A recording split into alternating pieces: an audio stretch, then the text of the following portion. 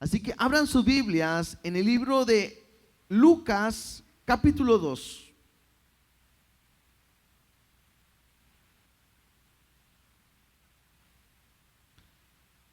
Y yo quisiera hablar el día de hoy, en esta mañana. Yo sé que algunos pudieran ya conocer el tema, pero creo que es importante meditar y recordar lo que Dios nos dice en cada momento. Hoy hablaremos acerca de quién es Jesús.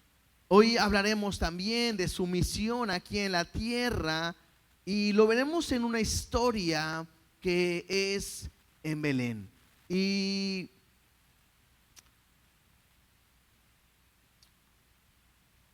es importante que podamos meditar en esto. ¿Por qué?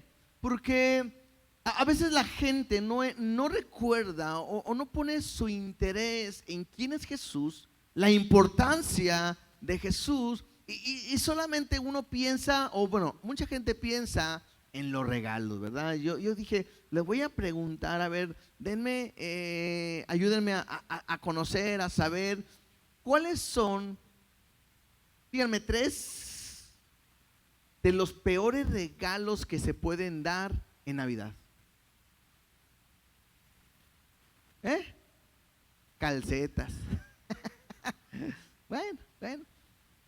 Que llegó Santo Claus, dicen por ahí, ¿verdad? Y no sé, y luego llegan ahí, checas y todo, y ¿qué dan? Calcetas. Bueno, sí.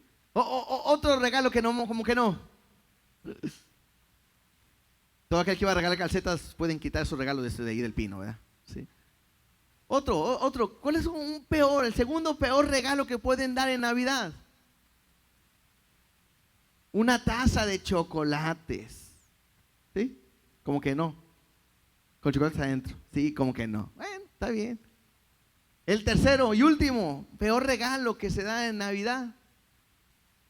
Celular, es el peor. Ay, a mí me gustaría que me tocara ese peor regalo. Ay, sí. Bueno, sí, ok. Esos fueron los tres peores, ¿verdad? Del día de hoy, los que hablaron. A lo mejor yo sé que hay otros, ¿verdad?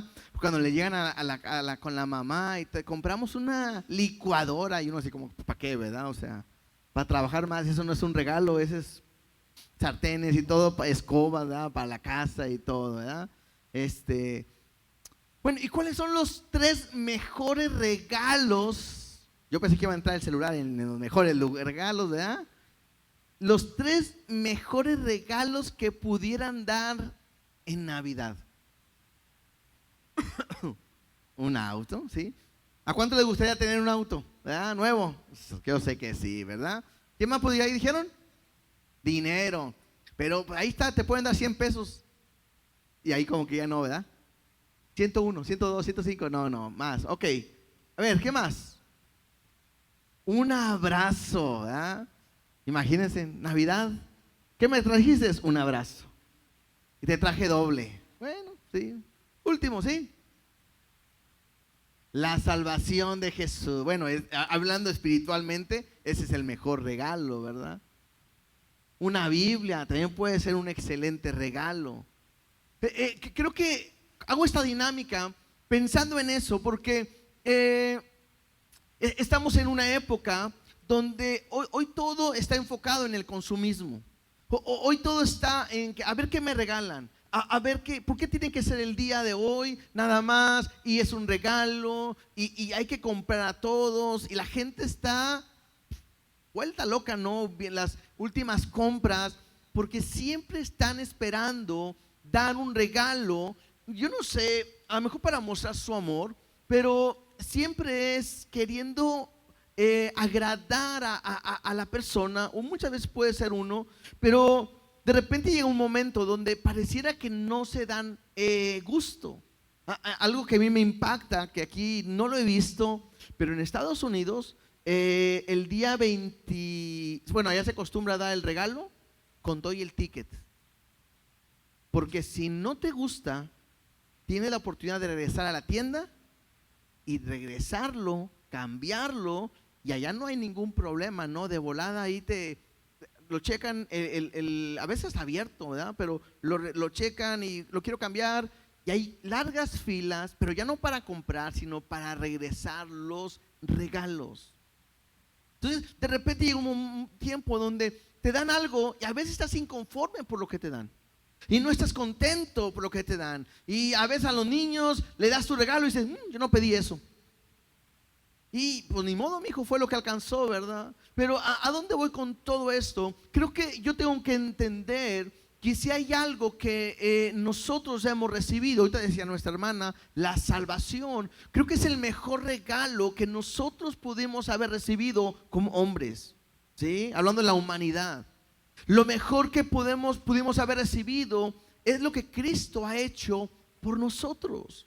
Y creo que en relación a eso, yo debería de meditar. Ahorita decía mi esposa, estamos conscientes que Cristo no nació un día como hoy. Pero si toda la gente lo recuerda, pues me uno a ese recuerdo. Y entender que el mejor regalo que yo pude haber recibido o puedo recibir es Jesús. Y fuera de Él no hay nada que me pueda a mí sobrepasar. Ahorita decíamos un carro, y a lo mejor si te dan un carro nuevo, un carro del año, y eso que te gusta, estarías contento, brincando, saltando y presumiéndolo. Pero creo que lo mejor que pudiéramos hoy entender es que el regalo que Dios me ha dado es el más valioso que tengo, en el cual yo debería de salir y de presumirlo, ¿verdad? No sé si se acuerdan cuando de repente les daban una bicicleta y andabas ahí por toda tu calle ahí en la bicicleta nueva y querías que todos tus amigos la vieran, ¿verdad? La bicicleta y todo. Pero creo que tengo que aprender que lo mejor que yo puedo recibir es lo que Dios da. Y quiero yo usar la historia del libro de Lucas, capítulo 2, para hablar acerca de lo que Cristo, lo que Dios nos ha dado a través de su Hijo. Y que nosotros pudiéramos enfocarnos y ponerle atención quizás al día de hoy y meditar. Y que no todo está en el pavo, en la comida, en qué me voy a vestir, qué me voy a arreglar, quiénes van a venir, a dónde voy a ir, sino que yo pueda meditar y entender que el punto más importante de todo esto es que Cristo ha nacido. Pero lo más importante es que Cristo pueda nacer en nuestra vida. Porque si Cristo no nace en tu vida, todo sería en vano. Puedes estar celebrando, puedes tener el mejor regalo, el mejor pino, la mejor cena, la mejor familia, pero si Cristo no ha nacido en tu corazón, toda esta celebración no tiene sentido. Lo importante es que realmente Jesús haya nacido en tu corazón. Así que Lucas capítulo 2 versículo 1, oro y después empezamos a leer, ¿sí? Papá, te damos gracias por tu amor y tu misericordia. Ayúdanos a través de esta palabra a poder entender lo que tú nos quieres enseñar el día de hoy. Que podamos entender que no solamente es leer tu Biblia y a ver qué nos dice, no, es entender el mensaje que nos estás comunicando el día de hoy. Quita toda distracción, abre nuestro corazón, nuestro entendimiento para poder entender y saber lo que nos estás hablando. En el nombre de Jesús te doy gracias. Amén y amén. Lucas 2, 1 al 7. Voy a leerlo y leer un poquito o hablar un poquito en relación a esto. Dice: aconteció en aquellos días que se promulgó un edicto de parte de Augusto César que todo el mundo fuese empadronado. Este primer censo se hizo siendo Cirenio gobernador de Siria, e iban todos para ser empadronados, cada uno a su ciudad. Y Josué subió de Galilea, de la ciudad de Nazaret, a Judea, a la ciudad de David, que se llama Belén, por cuanto era de la casa y de la familia de David, para ser empadronado con María, su mujer, y desposada con él, la cual estaba encinta. Y aconteció que estando ellos allí, se cumplieron los días de su alumbramiento, y dio a luz a su hijo primogénito, y lo envolvió en pañales, y lo acostó en un pesebre, porque no había lugar para ellos en el mesón. Creo que esta historia todos la conocemos. De una u otra manera lo hemos visto en películas, lo hemos visto en sketch, lo hemos cantado, incluso leído. Pero esta historia de repente se convierte en algo muy especial por todo lo que está sucediendo. Y es que antes de este punto, nada más como un contexto, un ángel se le había aparecido a María y le había dado un mensaje. Dice en Lucas capítulo 1 versículo 30, si gustan seguirme o verlo aquí en la pantalla de enfrente. Lucas 1:30 dice: entonces el ángel le dijo: María, no temas, porque has hallado gracia delante de Dios. Y ahora concebirás en tu vientre y darás a luz un hijo y llamarás su nombre Jesús. Miren, esto es importante. Dice, este será grande. Es algo importante. Algo segundo importante, y será llamado Hijo del Altísimo. Y el Señor, tercera importante, Dios, le dará el trono de David, su padre, y reinará sobre la casa de Jacob para siempre, y su reino no tendrá fin. Entonces es María, la madre de Jesús, que un tiempo atrás recibe la visita de un ángel, y esta visita del ángel le hace ver o enseñar que va a dar a luz un hijo, y le dice cómo se iba a llamar y cuál era el propósito en el cual Dios tenía para él. Aquí hay algo que llama la atención, que María todavía no estaba casada con José, pero estaba desposada. Y esto de estar desposada prácticamente es como era un compromiso formal y legal. Que aunque no vivían juntos ni tenían intimidad, ya había sido, como el día de hoy, pedida y dada, ¿no? Entonces era un compromiso legal. Dice el versículo 35, ahí mismo en Lucas 1:35. Respondió el ángel y le dijo: el Espíritu Santo vendrá sobre ti, y el poder del Altísimo te cubrirá en su sombra, por lo cual también el santo ser que nacerá será llamado Hijo de Dios. Entonces esto me habla de que Dios está obrando en una mujer. Está Dios haciendo su obra y está introduciéndose en la historia humana, siendo encarnado en forma de uno como nosotros, pero Él es el dueño, el creador de todo, ¿sí? En el versículo 1 y al 3 me habla que en aquellos días se promulgó un empadronamiento, ¿sí? Y que todos tenían que ser empadronados, cada uno en su ciudad.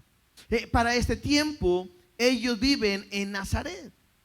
Y me dice ahí que es el emperador Augusto César que manda que todos tenían que ser contados, pero en el lugar de su nacimiento. ¿Qué es lo que hace José?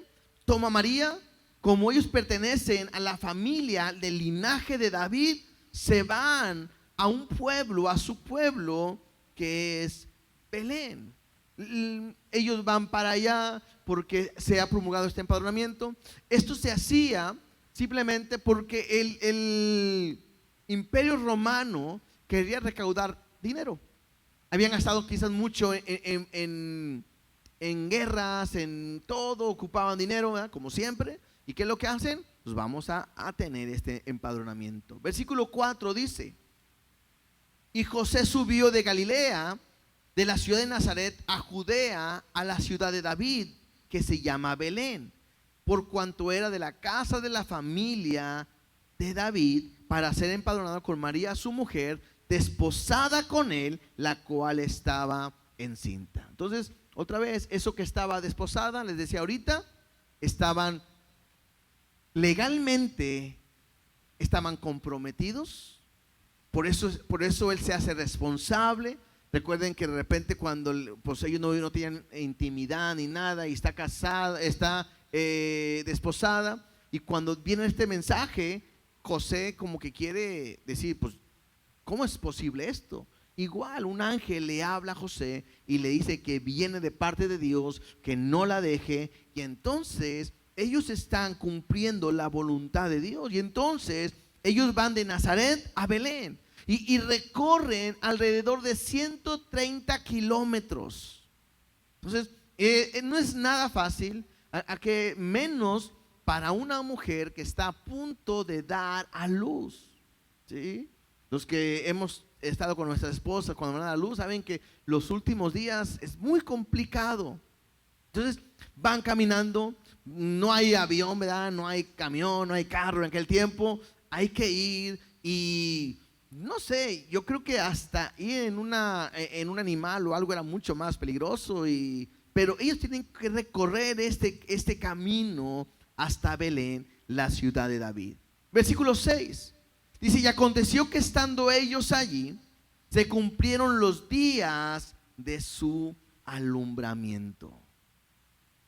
Algo importante que tenemos que resaltar, porque esto es importante para nosotros, es saber que se había profetizado que en Belén iba a nacer el Mesías. En Miqueas, el profeta Miqueas, capítulo 5, versículo 2, ¿sí? Si gustan leerlo, o aquí en la pantalla lo van a ver.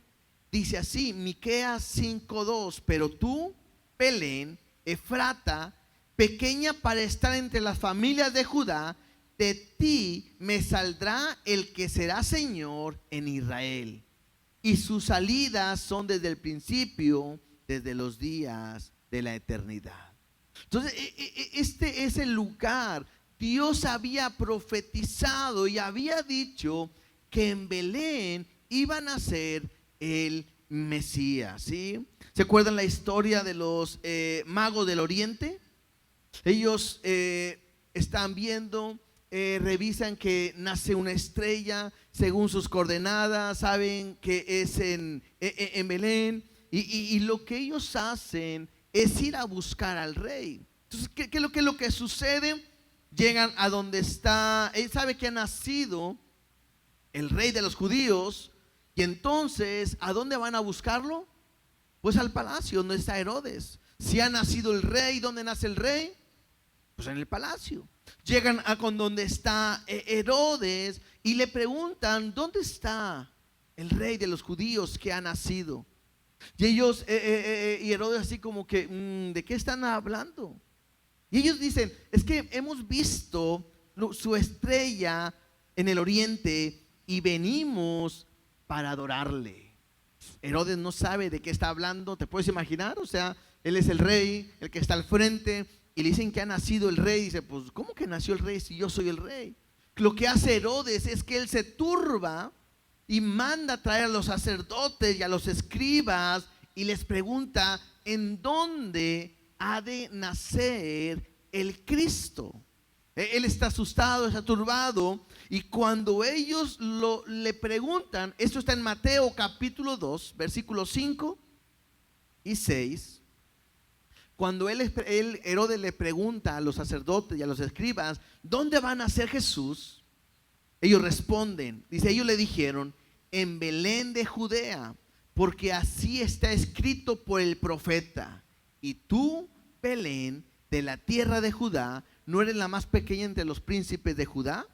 Porque a ti saldrá un guiador que apacentará a mi pueblo Israel.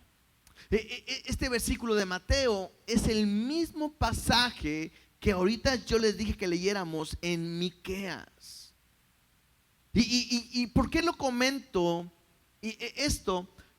Porque son parámetros que a nosotros y a toda gente le debe de ayudar y a entender que el nacimiento de Jesús no fue algo de casualidad, sino que es algo que Dios lo había profetizado y se cumplió en el momento adecuado.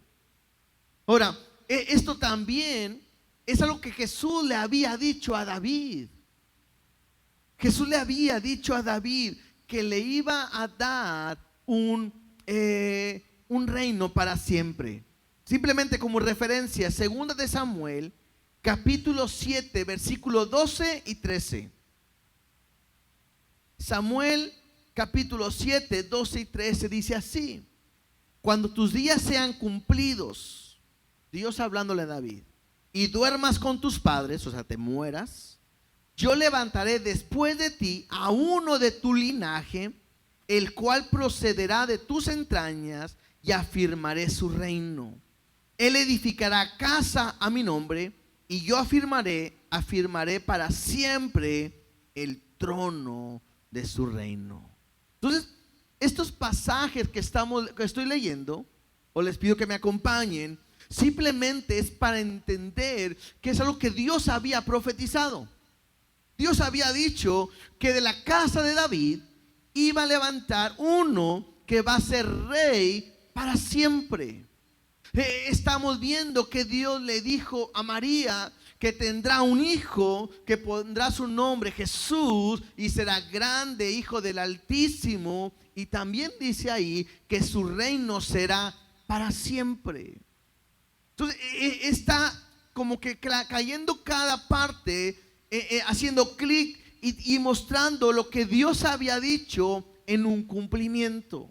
Ahora, a un emperador, a un rey se le ocurre hacer un empadronamiento y hacer que todos vuelvan a su casa. ¿Y qué es lo que está haciendo? Dios está usando los medios en su entorno para cumplir su voluntad. ¿Y qué es lo que está sucediendo? Pues va José y va María a este lugar para ser empadronado, y coincide por gracia divina que llega el día de su alumbramiento. Versículo 7, sigamos leyendo ahí en Lucas, por favor. Lucas capítulo 2, versículo 7. Y dio a luz a su hijo primogénito, habla de María, y lo envolvió en pañales y lo acostó en un pesebre, porque no había lugar para ellos en el mesón. El mesón era un lugar de alojamiento, donde ellos podían llegar, lo que hoy es un hotel, un hostal, y no había donde quedarse, porque todos estaban volviendo para ser empadronados, estaban todo ocupado, y el único lugar donde pueden haber es un pesebre. Para nosotros, cuando vemos lo de un pesebre o escuchamos, siempre pensamos en Jesús por nuestra historia, el contexto histórico de la Navidad. Pero ¿alguien ha estado en algún lugar donde es un pesebre? ¿Sí? ¿En el rancho? ¿Cómo es el pesebre? No es una cuna, ¿sí? O sea, no es como que, ay, van a ser mi hijo, le voy a comprar su pesebre, ¿verdad? Pues claro que no, era un ilógico. ¿Por qué? Porque el pesebre era un lugar donde se le ponía la comida a los animales, donde podía ser incluso agua, lo que sea. ¿Y qué hacían los animales?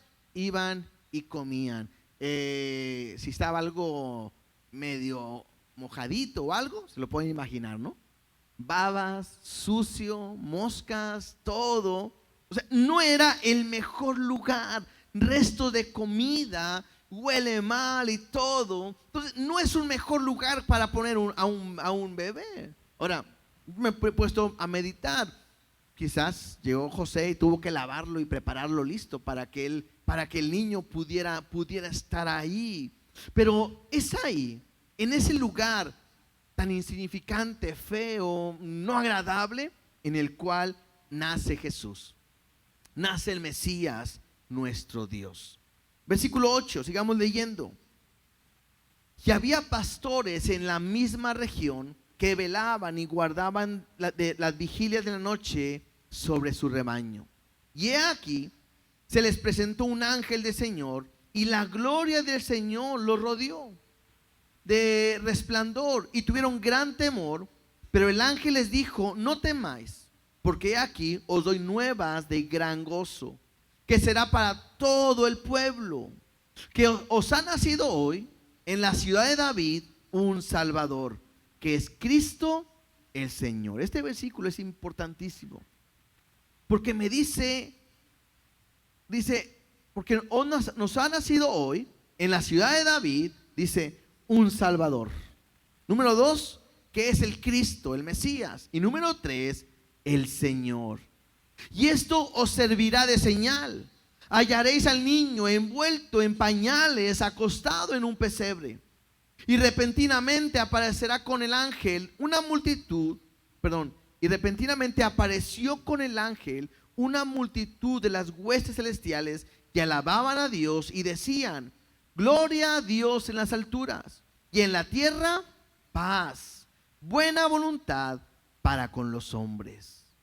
Sucedió que cuando los ángeles se fueron de ellos al cielo, los pastores se dijeron unos a otros: pasemos pues hasta Belén y veamos esto que ha sucedido y que el Señor nos ha manifestado.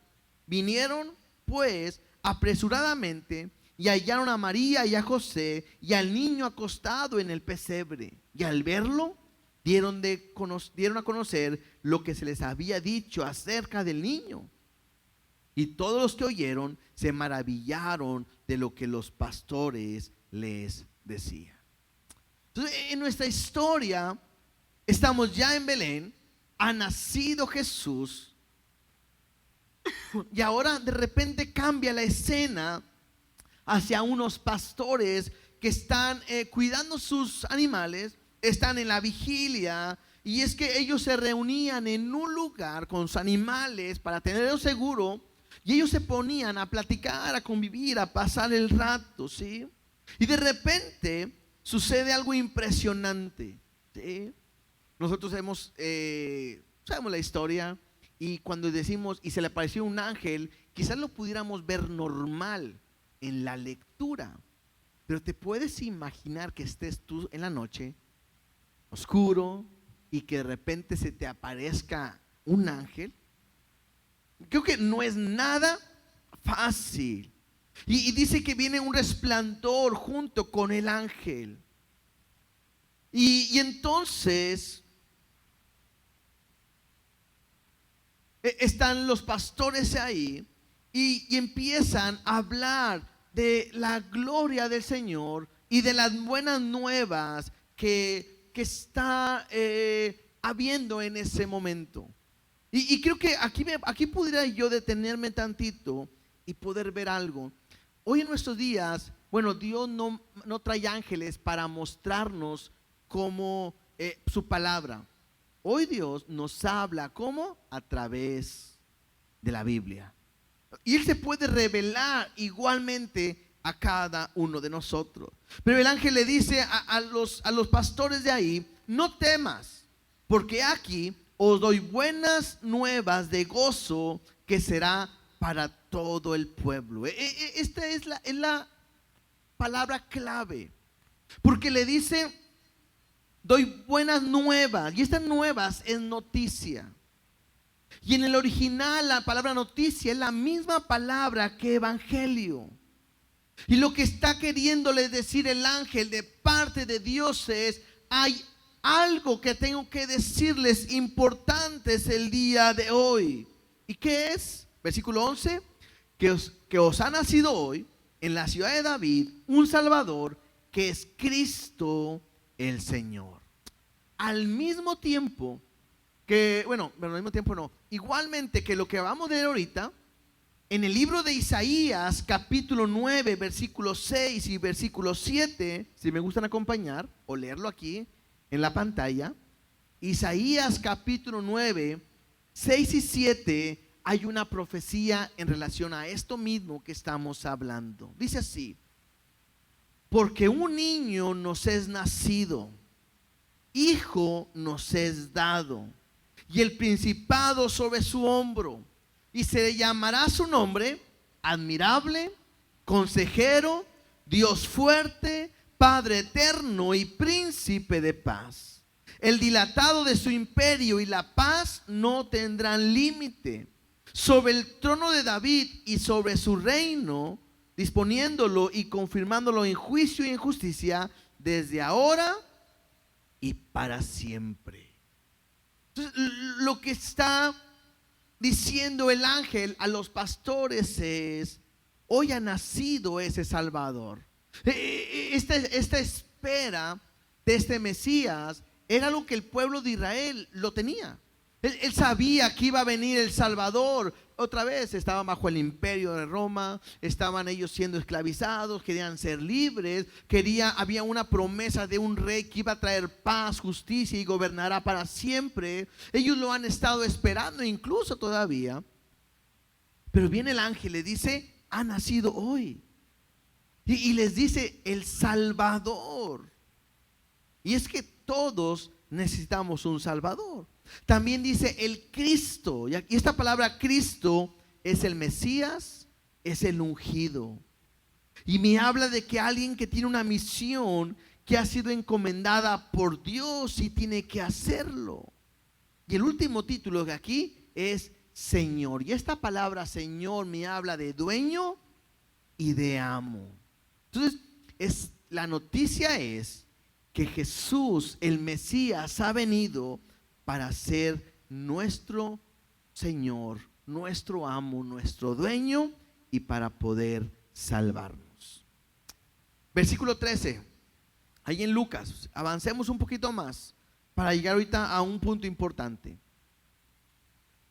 Dice, y repentinamente apareció con el ángel una multitud de los huestes celestiales que alababan a Dios y decían, gloria a Dios en las alturas y en la tierra paz y buena voluntad para con los hombres.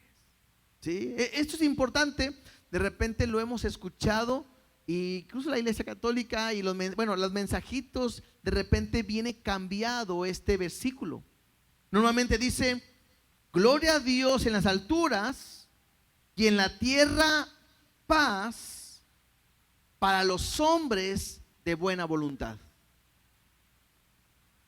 Entonces eso pareciera que dice en la tierra paz, ¿para quiénes? Solamente para los hombres de buena voluntad. La Biblia no dice así. La Biblia dice y en la tierra paz. Y luego dice, buena voluntad para con los hombres. ¿Y por qué es importante que en la tierra paz? Bueno, porque el mundo está en un conflicto con Dios. O sea, tengo que entender que el mundo, el hombre está en una enemistad con Dios. ¿Por qué? Porque ha pecado. Y el pecado te separa de Dios. Y el pecado te hace estar en una enemistad con Dios. Y lo que está diciendo los ángeles es, hay una buena noticia. Porque el que ha llegado ahora viene a reconciliar al mundo con Dios. La buena noticia es que ahora el hombre va a poder acercarse a Dios, lo que es imposible para el hombre. ¿Por cuánto o por qué? Porque somos pecadores. Entonces decíamos ahorita, Él es el Salvador, porque todo aquel que peca o ha pecado tiene una condenación, una consecuencia por su pecado. Y esa consecuencia es estar lejos de Dios, estar perdido. Pero ¿qué viene Jesús? A salvarnos. ¿Qué más viene Jesús? A traer paz, a reconciliarme con Dios. Tengo que entender esto principalmente. Todos somos pecadores. Aunque suena lo más lógico para nosotros, lo he comentado en unas ocasiones. Una vez estaban trabajando, poniendo una parte de la fachada aquí de la iglesia, y vinieron unas personas sin conversa a hacer un trabajo. Y estando ahí, le pregunto que qué éramos, le empecé yo a testificar y todo, a compartir. Y le hice una pregunta: ¿alguna vez usted ha pecado? Y se me queda viendo y dice, fíjese, pensándolo bien, creo que no. Nunca he pecado. Y yo me quedé así, dije, ¿de veras? ¿No? Bueno, ¿y nunca ha mentido? Bueno, pues sí, ¿verdad? Pero ya empezó, después se dio cuenta de que sí había pecado, ¿no? Pero a mí me llama la atención que hay gente que puede llegar a pensar que no ha pecado. Y la Biblia me dice en Isaías 53:6, Isaías 53:6 dice, todos nosotros nos descarriamos como oveja, cada cual se apartó por su camino. Y esto me habla de la condición del hombre, la maldad que vivimos el día de hoy. El estilo de vida del hombre hoy cada día está peor. ¿Por qué? Porque cada quien agarró el camino que quería. Se ha descarriado del propósito de Dios, del camino que Dios ha establecido. Y cada quien se ha apartado del camino de Dios, ya ha hecho su propia voluntad y vive a su manera y vive como él cree y vive como él piensa. Entonces, la Biblia me muestra que nosotros somos pecadores. Pecamos a veces con el pensamiento. La Biblia me dice que el que voltea a ver a una mujer y la codicia en su corazón, ya con ese hecho, el hombre ¿ha qué? Adulterado, ha pecado. Ahí simplemente es eso. El mentir. ¿Cuántas veces no hemos mentido? La Biblia me dice incluso el que sabe hacer lo bueno y no lo hace, también es pecado. Y alguien pudiera decir, entonces estamos arruinados. Sí, como hombres estamos arruinados. Por eso cuando nosotros conocemos a Cristo y me limpia mi pecado y me permite acercarme a Dios, para nosotros tiene que haber un gozo, una alegría por lo que Cristo ha hecho en mi vida, en nuestra vida. Porque estábamos perdidos completamente sin Dios. El mismo Isaías me dice que Cristo murió por nuestros pecados, llevó nuestro castigo. El pecado de todos nosotros cargó sobre él, para que nosotros hoy podamos ser llamados hijos de Dios. Entonces, esto es lo más importante. Jesús vino a este mundo con una misión, y la misión de Jesús era salvarnos. En el libro de Colosenses 1:20, carta a los Colosenses 1:20, me dice parte de esta misión. Dice, y por medio de él, o sea de Jesús, reconciliar consigo todas las cosas, así las que están en la tierra como las que están en los cielos, haciendo la paz. ¿Qué dice? Mediante la sangre de su cruz. Y esto es muy interesante, porque no basta con que Jesús haya nacido en este mundo. ¿Te puedes imaginar que la historia de la Biblia fuera así? Un día nació Jesús de una virgen y era el Hijo de Dios, y un día se fue. ¿Ya? No tendría sentido.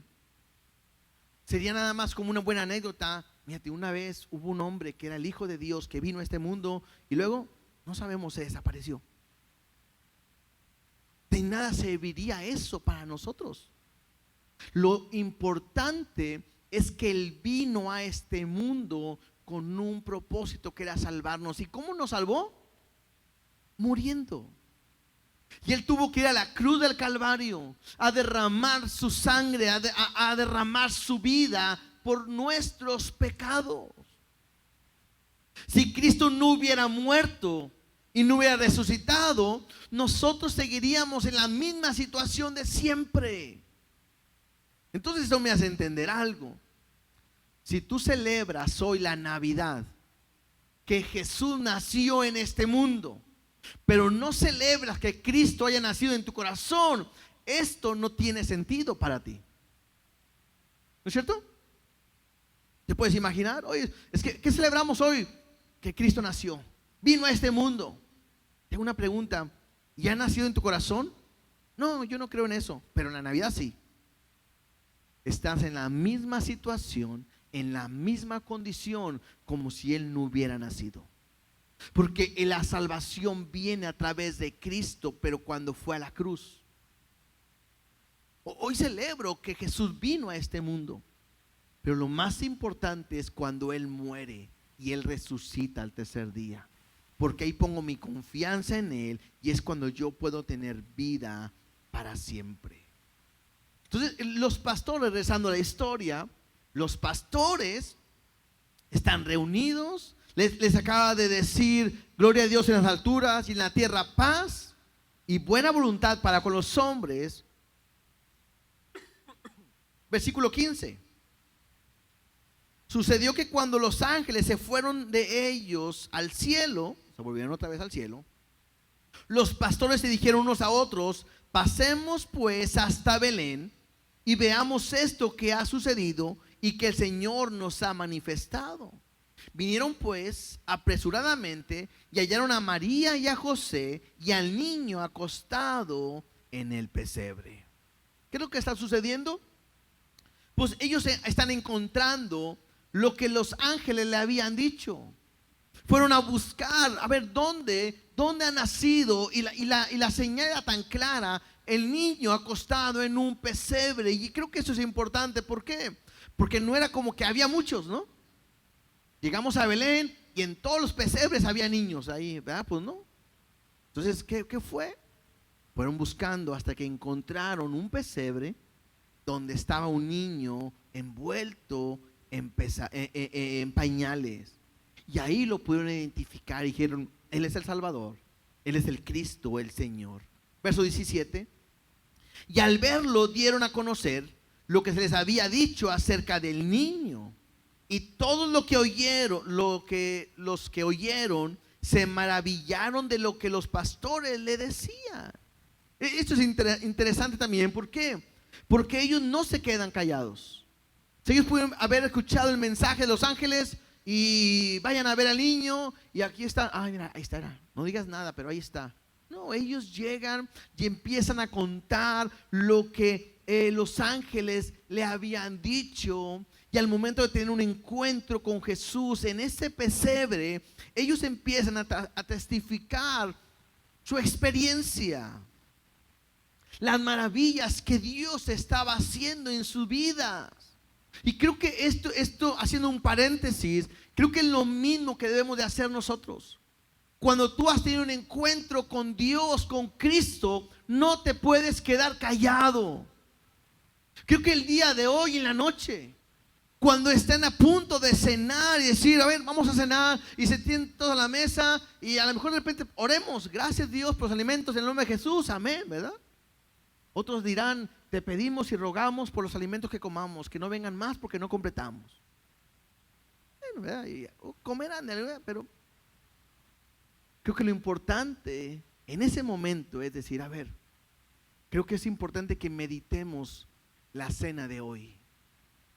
Que la cena de hoy no simplemente es porque, pues, como todos se juntan, aquí estamos, o porque no nos hayamos visto y es un día donde nos vemos. No, la cena de hoy es recordar que Cristo vino a este mundo por amor a nosotros.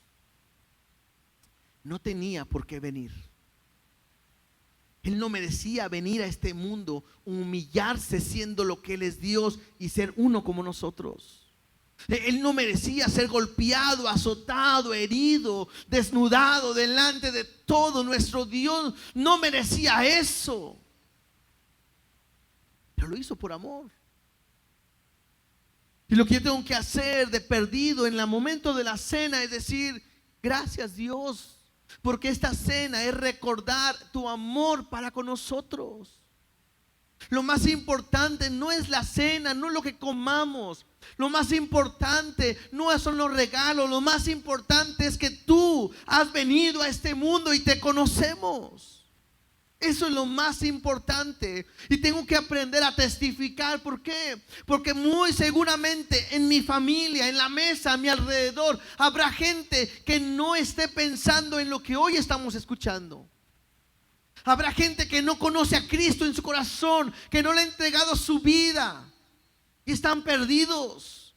Y que Cristo haya nacido, y si no nace en su corazón, no tiene sentido nada de lo que podamos hacer hoy en la noche. Pero si estamos ahí y ya somos salvos, simplemente decir: gracias Dios, porque lo que hoy celebramos nos ha reconciliado contigo. Porque a través de Jesús es que como conocemos a Dios. Dice versículo 19: pero María guardaba todas estas cosas, meditándolas en su corazón. Claro, imagino que está María con su hijo. Dios le había hablado, viene una confirmación de lo que Dios le ha dicho, y ella está guardando todo esto para enseñárselo a su hijo. Y volvieron los pastores glorificando y alabando a Dios por todas las cosas que habían oído y visto, como se les había dicho. Cosas que pudiéramos aprender de todo esto. Una de ellas es este encuentro con Jesús los llevó a glorificar a Dios y alabar a Dios. Por eso en esta mañana que hemos venido, lo primero que hemos hecho es alabar y glorificar a Dios. Es exaltarle. El encuentro con Él me hace levantar mi voz y decirle: gracias, Cristo, por tu amor. Glorioso cantábamos ahorita, Hosana. Ha nacido el Rey, ha nacido el Salvador. Tengo que aprender a cantar, a alabar a Dios de esta manera. Y tengo que levantar mi voz y mostrar nuestra fe. Nuestro propósito es glorificar a Dios de esa manera. Dice ahí, ellos glorificaron a Dios por lo que habían oído y visto de lo que le habían dicho. Yo tengo que levantar mi voz y testificar. A veces, yo no sé si cuántos de ustedes pasaron con la Navidad pasada con alguien que ya este año ya no va a estar. ¿Por qué? Porque ha partido con el Señor. ¿Y por qué comento esto? Porque puede ser a lo mejor la última oportunidad que tú tengas para un familiar hablarle, testificarle y predicarle de Cristo. A veces decimos: ay, es que esto no es para eso, eso es para eso. Ahora, no quiero que vayas a predicar, no. Abran sus Biblias, por favor, en el libro de... No es eso. Simplemente a ver, meditemos. ¿Por qué estamos cenando el día de hoy? Porque tengo hambre, aparte. ¿Por qué? Y empiezas por Jesús. Y a lo mejor te van a decir: ya vas a empezar. Claro, porque sin Él esta cena no tuviera sentido. Y habrá gente que no le guste, y no importa, pero habrá gente que puede escuchar y su vida pueda cambiar. Entonces creo que es importante que pueda seguir Dios cumpliendo su propósito, pero a través de nuestras vidas. En aquel momento aquellos pastores fueron a testificar lo que habían visto. Bueno, ahora nosotros podemos salir y testificar. No podemos quedarnos callados. Tenemos que salir e invitar al mundo que pueda conocer a Cristo. Yo no sé, a lo mejor alguien ahorita va a ir a comprar algo y va a hacer fila. Y vas a estar haciendo fila y ahí, ay, qué fila, ¿verdad? Qué bárbaro, mucha gente. Bueno, buen es tiempo para hablarle a la gente y decirle: ¿y sabe por qué estamos así? Sí, porque todo es a última hora. No. Pues por la Navidad. Y dice: pues claro. ¿Y sabe qué se celebra en la Navidad? Pues a Jesús que nació. ¿Y ya nació en su corazón? Un buen momento, una buena estrategia, una buena manera de predicarle a la gente en ese momento. Ya si se pone a llorar y todo, ay sí, pues ya es otra cosa, ¿verdad? Pero si nada más dice: gracias, puede ser que en ese momento puede haber una semilla que va a producir un fruto importante en su corazón. No puedo quedarme callado de lo que Dios está haciendo. Jesús nació, pero nació para salvarnos. Él fue a la cruz para morir por nuestros pecados. Él fue a la cruz para derramar su sangre y para salvarnos. Él pagó el precio que nosotros merecíamos. Es increíble. Si yo te pregunto: ¿para qué naciste tú? Me puedes decir muchas respuestas. ¿Para qué nació Jesús? Él nació para morir. Y para morir por amor. El mejor regalo que Dios nos pudo dar es Él. Si hoy no recibes nada, no te pongas triste. Si no recibes un regalo, no pasa nada. Bueno, siempre y cuando haya recibido el regalo que Dios ha dado, que es su Hijo. Es lo más importante. Eso es lo mejor que podemos tener. El verdadero sentido de la Navidad está en escuchar el anuncio de las buenas nuevas que Dios nos está dando el día de hoy. El verdadero sentido de la Navidad es conocerle el día de hoy. Vuelvo a decirte, yo no sé si lo conozcas o no lo conoces, pero hoy lo puedes conocer. Es que es cambiarme de religión. No estoy hablando de religiones. Estoy hablando de Dios que envió a su Hijo porque el mundo está perdido por su pecado. Y solamente a través de Él podemos tener vida. Y el día de hoy, si tú crees en eso, puedes salir de este lugar glorificando y alabando a Dios. Porque Él salvó tu vida y te va a llevar a que puedas tener paz para con Dios. Es lo mejor que puede haber. Porque la Biblia me dice que horrenda cosa es caer en manos de un Dios vivo.